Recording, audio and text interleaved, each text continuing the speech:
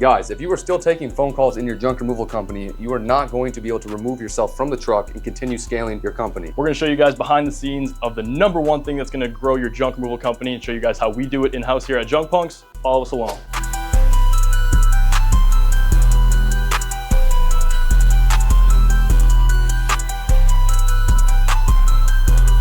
Everyone who's on the truck right now doing junk removal jobs, if you're still answering the phone in the truck, you know how difficult that is, right? When we first started, we were doing that. I was taking all the calls in the passenger seat, and you know, you can do that for a little bit. Eventually, you need to get someone else to take your phone calls. That's the biggest benefit that these big companies have, guys, is they have a call center that's taking all their locations' calls. You're gonna save a lot of money in labor. You're gonna have way better customer experience, call quality. So we're gonna take a look at this new office we're looking at. It's in the same building as our current office space. When we first hired our first call center rep, we actually hired from the Philippines overseas. And we've had a good experience with that, but now it's time to get our office in place, and so we can really build that culture and the team in person. And then we can just have a little bit better control over our call center and our systems. And so that's what we're checking out here. We should be able to get about 8 reps into this office if it works out, which we probably will need to upgrade within a couple of years if we're trying to do what we're going to do, but I think we're gonna go ahead and check that out now. Let's take a look at the office, guys, and tell us what you think. Oh, Tony, what's going on, man? How you doing, brother? How you doing, Tony? Let's get it. Guys, this is Tony holds down the security here at the office for everyone, making sure our stuff's, you know, staying safe. No one's breaking into our trucks or anything like that. It's going good so far. Tony, you've been keeping these streets clean? Keep everything organized. Hell yeah. It's looking good. Guys, since Tony started here, we haven't had any issues with people unauthorized being back here, breaking into the truck, anything like that. So essential, whatever your office space you guys get, you gotta make sure it's safe, right? So we're looking at unit 206 and 203. Oh, there's 2 units? Yeah, 2 units. One of them is for 1,100. One of them is for 1,056 per month. So to actually build an in-person call center, you really need to have a lot of volume to be able to afford not only the office space, but the team in person as well. We have a few members on our call center team that are virtual in the US, but we still just don't have the same control and performance that we would like to. So you really need to be doing, I would say, at least a couple $1 million a year at least to eventually even get to the point where you're gonna have that in-person call center. And for what we're doing and trying to get to 100 locations, it's an absolute necessity to have an in-person office with the team there and have a sales leader taking care of the team.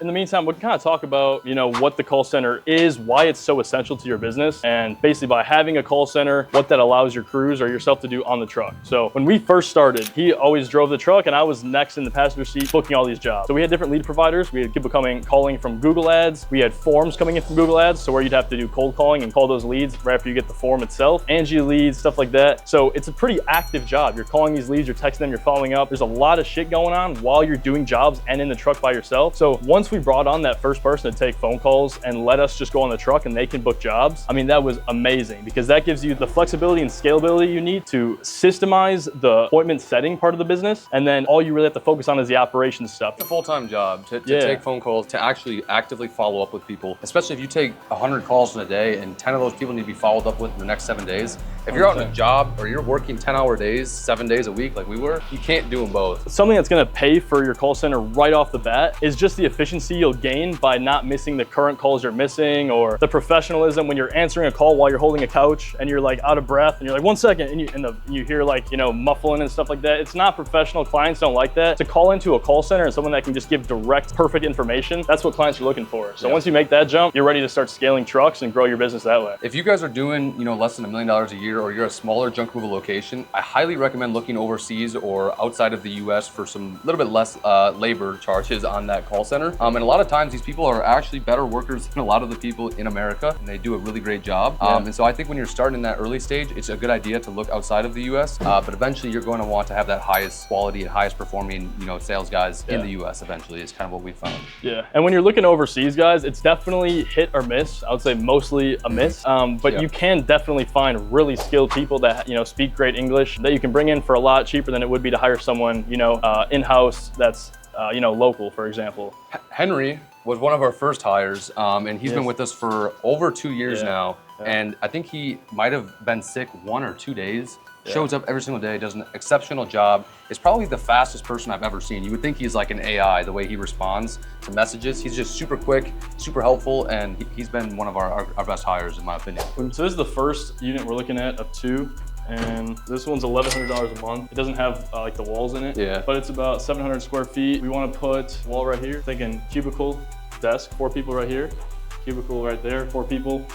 And then on this office right here, it'd be like the office for like the call center operations manager. I think that the other one that we're gonna check out is gonna work better just because it has Yeah. that split room and will give us more ease of taking calls. Yeah. This is the one I'm excited about here because we got this hallway here and then 2 separate rooms, which would just allow us to be able to structure the call reps and then even management. Refrigerator, snacks and stuff. This is actually pretty Oh, this big. is really nice, yeah. And we can go like navy, keep this ball gold or something. And With the right cubicles, you definitely could have 8 people in here. 8 would be a stretch. But if you go 2 4s, Check out the other room over yeah, there. no, like, I think you can get 4 reps in this room. you know, this. I mean, this could be like the corporate office, you know, for Yeah. temporarily. Yeah. It's not large, but I mean, it works. I want to see what they're gonna do, like if they're not gonna touch it at all, or if they're gonna like fix ceiling panels and repaint. And... Well, you said that you offered to handle all the painting. Well, I said, yeah, depending on what, I didn't know it was this bad though. I said they gave us a deal, we would handle everything. They could paint this navy and gold, and we got our color palette. I'm thinking you walk in that front entrance and you have like a nice gold hallway, maybe one navy wall with a big logo here, maybe like a little food bar here. Got to make sure you have a proper bathroom here. How we looking? Nice. I mean, it's got a toilet and a sink. I don't know much more you could ask for. Hell yeah. Use a bidet. A bidet. Yeah. For sure. Yeah, I think it's gonna get rid of a refrigerator, Yeah, table, little food. snacks. Yeah. So like we talked about, originally we were taking all the phone calls while we were on the trucks when we first started. Eventually we moved that call center online. Now we're bringing it in person. So in person we're gonna have the most efficiency. We can hire Americans that can actually. We can teach sales and do sales training with, and it's easier to communicate with them. And yeah, I mean, I'm really excited to build this call center like it's a totally, different business than the junk removal business. You gotta treat it like it's totally separate. Gotta have its own, KPIs, management, its own staff. So I'm excited. And it almost blends more so with the franchising portion of the company because we're almost a support system for all the other locations. And so we can even bring in our first initial headquarters team into this office rather than bringing it in on a location level office. I think they can take like customer service calls, but when we're paying for leads and they're taking actual like expensive sales calls, we want to get Americans answering those.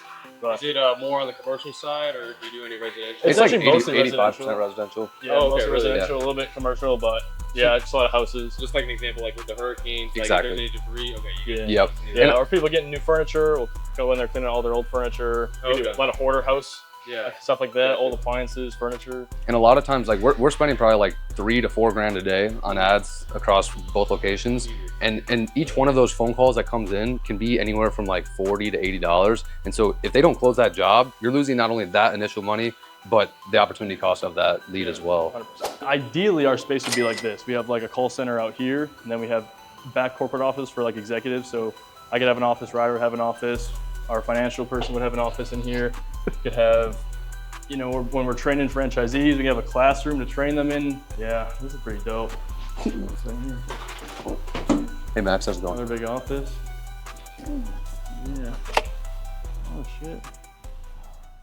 This is sweet. I mean, this is enough space right here to have the call center until we get to like $100 million. So we could have, 40 call center rep agents in here covering calls for the whole country at this point. So something like this would be ideal. Maybe not right at this point right now, but in 12 months to a little more than that, I think we could be looking at something this size. Okay guys, the biggest thing you're competing against, again, is these other big companies that have a centralized call center. Any client that calls them, they're answering right away. They're getting perfect customer service. If you guys can't match that, you're not gonna be able to compete. That's what we're trying to do here. We're trying to have that in-person call center, get our customer service to the next level. Guys, if you're interested in maybe working at this call center, or if you're looking to get into sales, or you have sales experience in the past and you're in Florida, in this area, let us know, guys. We're looking to get probably 4 new people in that call center. And guys, phone calls are the most important thing in any business. I think in any service business, that is the first impression that your customer or potential customer is making with your company. So if you don't answer that, first of all, they're probably calling the next company. But if you do answer that, you need to give them the best experience possible because they're probably calling a few other people and you want to set yourself apart from that. And I find that even in other industries like landscaping, it really does come down to how strong because that is your frontline sales, is the phone call. So if you cannot master that, then you're not gonna be able to master anything behind that. All right, guys, make sure you like and subscribe. Stay tuned for more content. If you're interested in franchising or have questions about your own junk removal company, hit us up on Instagram in the DMs. We answer every single DM. Also, guys, if you guys are interested in speaking with Logan or I, you guys can go in the description and we're gonna have a link there where you guys can actually schedule a call with us and talk with us. So check that out in the description. And until then, I'll see you guys in the next one.